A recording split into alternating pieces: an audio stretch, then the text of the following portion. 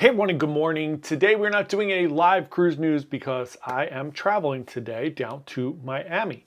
So I didn't want to risk, not being able to do it live. It's cutting it close to where my flight is leaving. My flight's taking off at 2 o'clock today. So anyway, going to be getting on the Joy tomorrow and then the Wonder on Friday. So let's get into some cruise news. We have a little bit of diverse cruise news today of a bunch of different cruise lines, which is interesting. Always fun when it's not just one cruise line dominating the cruise news world. So let's get into it. More cruise news of cruise lines not making passengers and customers happy. I was talking to somebody about this the other day. I think one of the things that we really need to understand completely when we talk about these cruise lines and some of the changes that they're making and all of the different things that they do, I think one big thing to understand is the cruise lines. It's easy to say that when you own a company, your priority should be your clients. It's easy to say that because that's the way it should be. Your priority should be your customers, your customer satisfaction, all the things that make people love you and want to use your product, service, cruise line, whatever it is. However, in the case of publicly traded companies, we are not the priority. Well, I am. I'm a shareholder of Norwegian or Carnival or Royal. So technically I am. But believe me, I'm not. I don't own enough shares. But the bottom line here is that their goal when you're a public company is to make money, make profits, more profits, which then give back money to your shareholders in the form of gains from owning that stock, whether it be dividends or whatever it is. Sad as it may be, that is the state that we're in. It's not like small businesses where you're constantly just making sure things should be, making sure things are way better for your clients. This is all about profits. It's all about driving those revenues higher and higher. You see these CEOs making tons and tons and tons of money. So here's where we're at, right? And CEOs, I just saw this week, Starbucks had fired their old CEO who's, the stock plummeted, wasn't doing well. They hired a new CEO, they paid him $100 and some million, and the stock went up billions of dollars, right? These crazy things that happen. So that's what it's all about. It's all about money. So don't take it personal. They're going to make changes. We may or may not like some of them. Some of them may be client focused, where they try to make the experience better.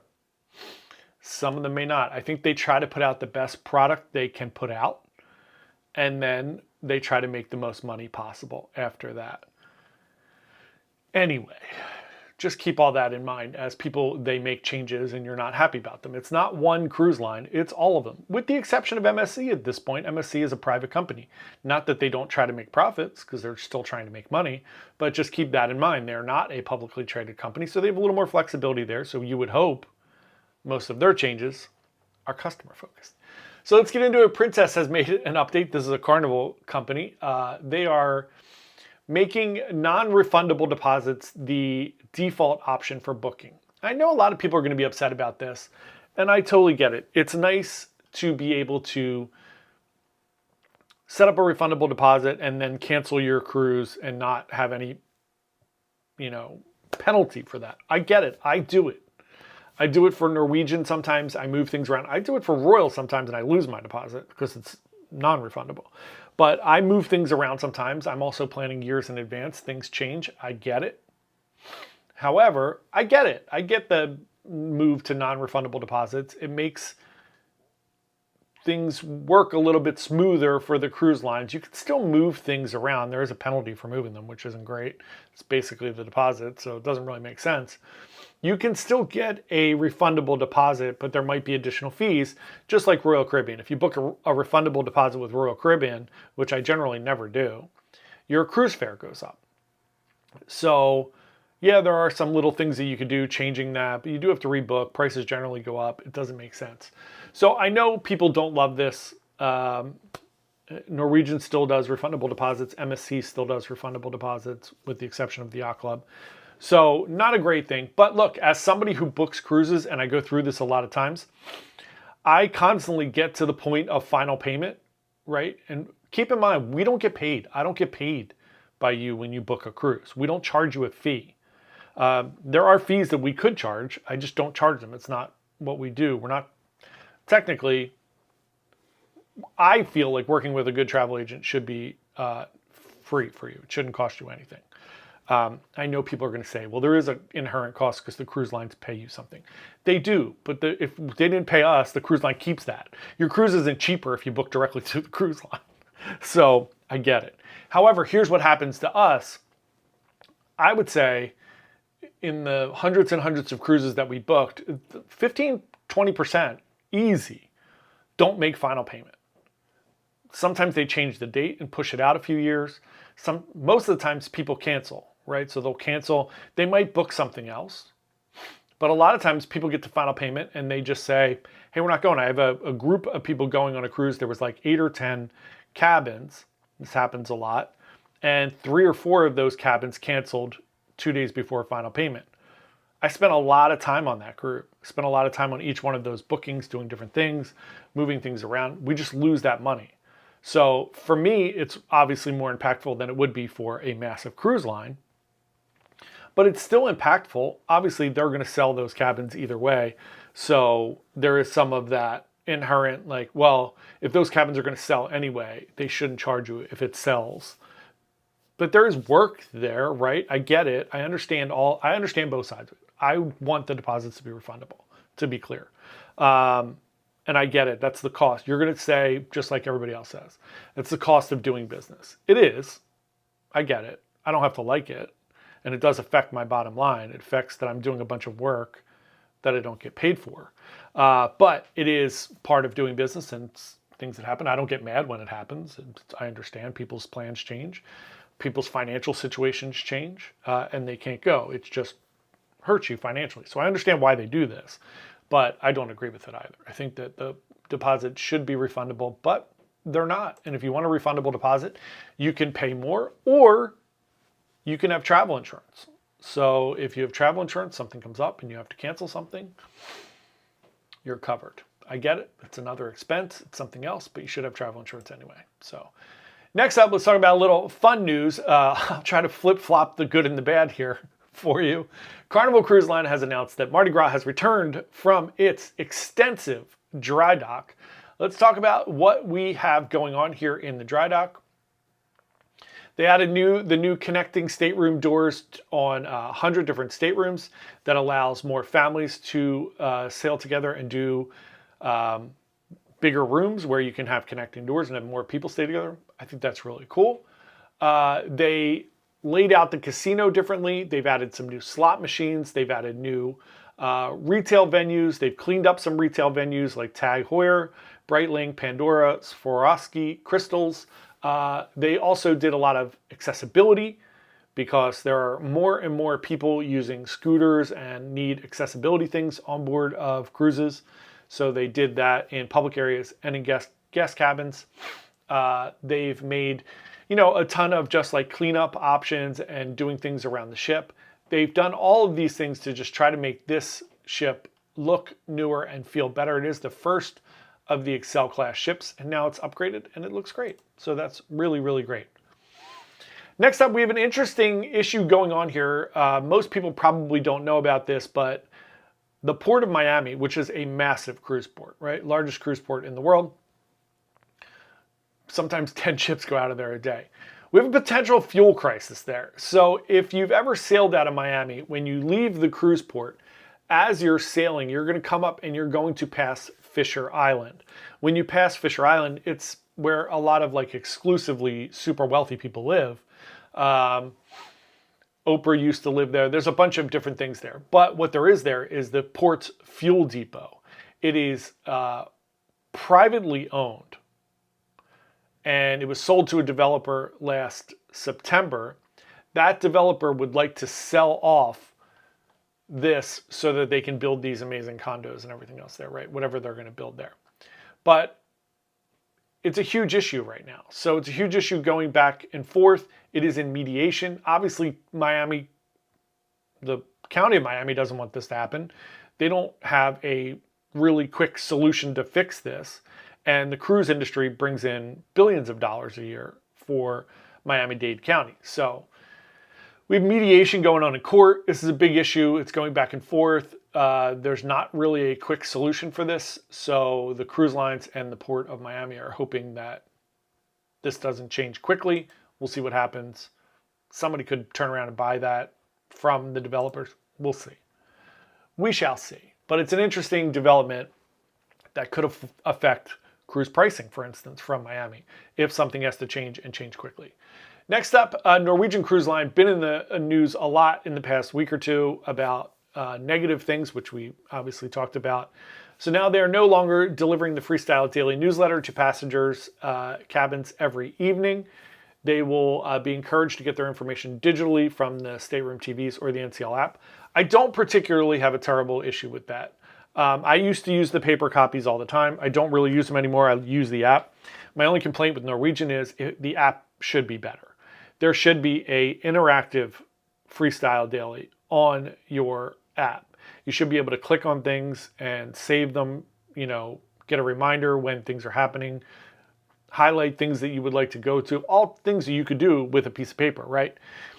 None of that works right now. You have to pinch and zoom and just look and see what's going on. And I forget sometimes. I'm like, oh, I wanted to do this, but if I would have had it highlighted on my thing, I would have remembered it. Or if I could have set up a reminder like you can on the Royal app and some of the other ones.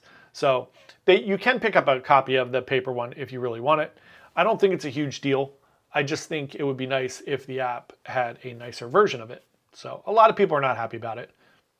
As with any change, people are not happy with things. So you have to expect that a little bit. Next up, good news. Royal Caribbean's Explorer of the Seas has completed its 25th year of service. That's amazing. Cruise ships are now lasting longer and longer. I think it's fantastic. I sailed on Explorer of the Seas in 2011 for my parents' 50th wedding anniversary. We had an amazing time on an 11-day cruise. And I have fond memories of Explorer. I would like to get back on it. I have not been on it since then. It would be very nostalgic for me. So congratulations to Explorer of the Seas. Next up, bad news. Back and forth. Here we go. Carnival Cruise Line's cracking down on people who are late for dinner in the main dining room. So who knows, right? All the different cruise lines are now cracking down on people who are flaking on specialty dining reservations. There are cancellation fees, a bunch of different things. So now arriving in the main dining room, they're going to become less tolerant for you showing up late. I do understand this. I'm not fond of lateness. I am early for everything or on time. I don't love lateness. I understand. You're on a cruise. Things should be relaxed. Go on Norwegian. You can go to dinner whenever you want. There's pros and cons everywhere. So now what's happening is you are maybe penalized or not be able to sit. Here's what happens. Generally speaking, there's a window of when you can get to the dining room for service. Technically, they're supposed to stop allowing you in after that. And here's what happens. If you come late, it does really affect everything. You're putting a rush on everybody. Now they have to seat you, try to get you in, try to get you out quickly because they have another serving. And they're trying to work on these other tables. I totally get it. I get it. So what they're doing now is if you are a certain amount late, there's not a very specific time frame, but there were people on here. This is all from a John Heald post, but there are people who got to the dining room 35 minutes late for early dinner. That's very late. 5 or 10 minutes, cool. 35 minutes late, they were sent to the Lido deck to go to the buffet. I don't think that's terrible. Try to be on time, as close to being on time as possible. Next up, good news. Sapphire Princess has gotten back from its dry dock with 2 new specialty restaurants. They got the Makoto Ocean and Crown Grill. Both of them are going to open to guests on November 16th of 2025. The Makoto Ocean is the first non-sphere class ship to receive the venue. This was created by Chef Makoto Akuwa. Taking over a space on deck 7, used to be the Internet Cafe. We don't need those anymore. It's a sushi restaurant that has truffle salmon, snow crab tamaki, and toro tartare alongside handcrafted cocktails. As you know, the Crown Grill is Princess Signature Steakhouse. This occupies the former Savoy dining room on deck 5. is a longtime guest favorite.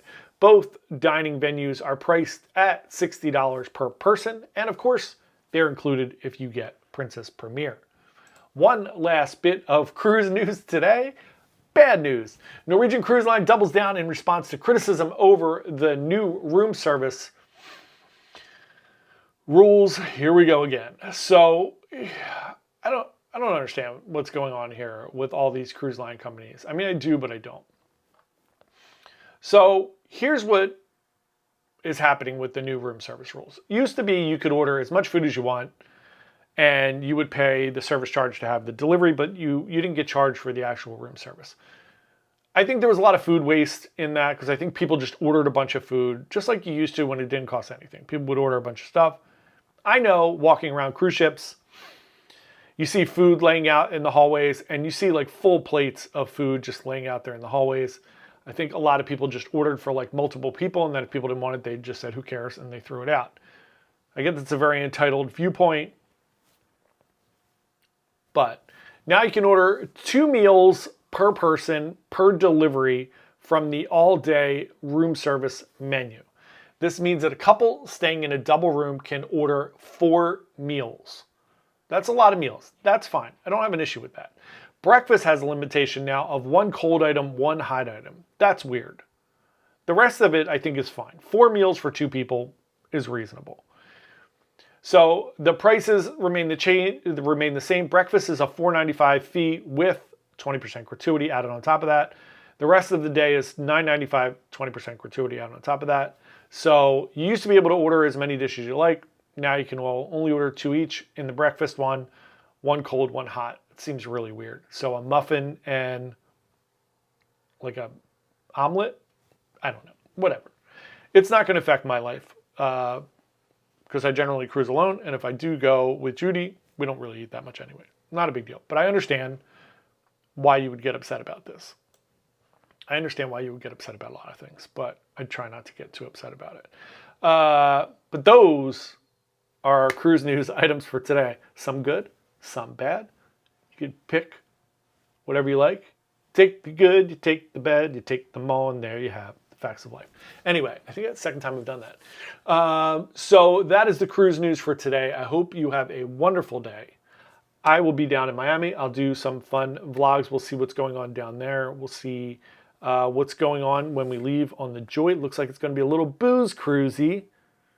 I'm in the Facebook group. Looks like a big party group. They have a WhatsApp chat already. They've had a Zoom call. Never seen that before. To get to know each other more, it's going to be a wild crowd, I think. Anyway, should be a lot of fun. I'm not really worried about it. Gonna have a great time on Joy. Get on Wonder for 3 days. Let's see how everything goes. I will see everybody on Wednesday, hopefully, for our live stream. Have a wonderful day. Happy Sunday. Good luck to your football teams today. And we'll see you next time. Happy cruising. Bye. Hi, Peanut. Yay, Peanut. Oh, peas.